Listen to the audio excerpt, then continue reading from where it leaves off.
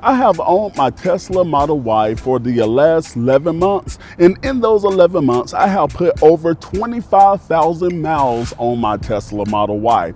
Now, with those 25,000 miles, I have some things I would like to share with you about this car. Now, I really wish there was someone that made a video like this one before I purchased my Model Y, and that way I would have had a better informed decision before I purchased it. So in today's video, I'm going to give you my unfiltered view of the Tesla Model Y, and I'm going to break this video down in 5 different parts for you. First, we're going to look at the charging of the car, the service of the car, the practicality of actually owning the Tesla Model Y, the lights and also the dislikes and the regrets that I have about this car, and I'm starting right now. So the first thing that I want to highlight today in this review is the charging. Now, a lot of people have a lot of questions when it comes to charging. How is it done? How difficult is it? And I'm just going to say it is very easy to charge your Tesla.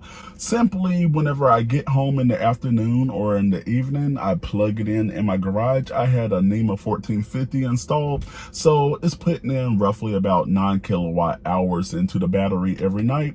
And after about 2 to 3 hours, I have a full charge and I charge it up to 80%. And even whenever you're traveling on the road about charging, again, it is very convenient. Here on the touchscreen, you enter in your address, and if you are traveling anywhere, the Tesla will automatically route you to those superchargers that's on the way in case if you need to stop for a supercharger. And typically each stop is roughly about every 3 to 3.5 hours.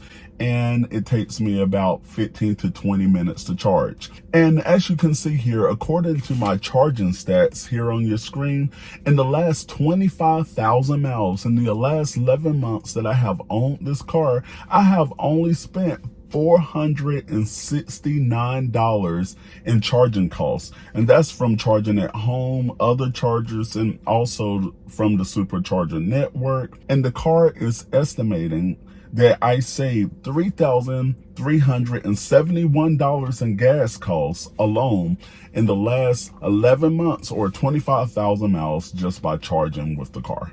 Now, the biggest benefit of owning a Tesla or any EV is the cost of ownership is lower.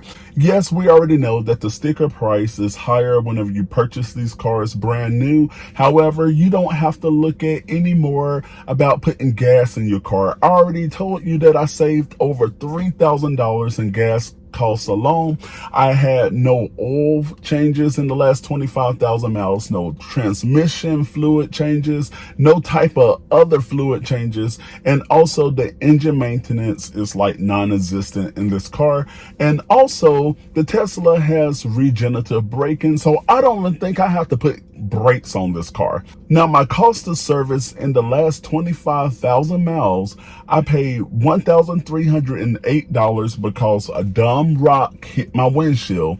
However, thank goodness I had a $150 insurance deductible, and also I paid $366 because a nail got stuck in my tire and it was on the side and they could not plug it, so I had to put a new tire on the car. But I guess that would happen in any gas car, so typically that's not something that's actually just specific for the EV. And another $25 that I went down to Costco just to have my tires rotated. So in the last 25,000 miles that I have driven my Tesla, I have only spent $541 on maintenance on the car. So some of the highlights that I have experienced while owning my Tesla would be first, phone key. It is amazing that over the last 11 months, over the last 25,000 miles, I have never had to look for my car key because your phone is your key. And also the car comes with these cards as well. And the card is pretty much so if you're doing valet or going to service, but I rarely use the card. Everything is typically on my phone. I go over to the car unlock, I put the car in drive, and I just drive off. It is so convenient. And also, another highlight of this car is the space.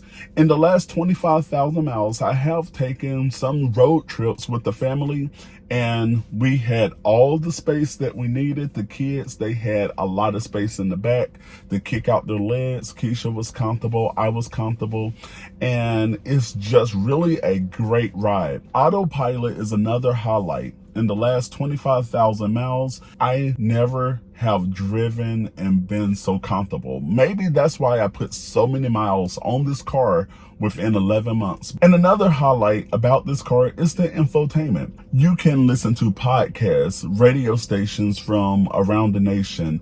You can create your own playlist. So whenever you're in your car, you are in control of what you hear. And not only that, you have things like Netflix, Hulu, Disney Plus, you have TikTok, and so much entertainment in this car. You have games that's built in. So it really make traveling and just owning a car a breeze. And the over-the-air software updates, that's amazing. In the last 11 months, 25,000 miles, this car, I can honestly say, is so much better now than 11 months ago whenever I originally purchased the car. The app on this car is amazing. It's almost like whatever you can do inside of the car, it's like the app can do most of it except drive for you. And it's really been a very reliable car in the last 25,000 miles. So some of the disappointments that I have with Tesla, and I feel that Tesla could do better, is with the service centers. The service centers, there's a lack of service centers. And I really believe because Tesla is relatively a new company that they're still building out the network of service centers. But whenever my car cracked with a windshield, in order for Tesla to repair that windshield, we were talking about 2-3 months before the windshield was actually repaired from whenever the rock first hit and I got on the app to request service. Because SafeLight, they didn't have the windshield available, and with SafeLight it was going to be even longer because they said they had to order the part from Tesla. But I feel like going through Tesla, it moved quicker in ordering. And also, whenever I got the nail in the tire, you would have thought that I would put in a service request, someone would come out within an hour to go on and put a donut on or replace or do whatever they needed to do. I had to wait over a day in order to have the tire changed out. And also for a $65,000 plus car, there is a lot of cabin noise that happens in the cabin, especially whenever you're on the road. I'm talking to someone on the phone and they can hear more of the road noise than me actually talking. So a lot of times people say it just sounds like there's a lot of water and wind that's happening behind me. So that is a big disappointment. And also that the Tesla, it has no grill in front or anything that allow the air to pass through. On my car now, I have a lot of dents. I really wish that I would have put the paint protection film on the car whenever I originally got it.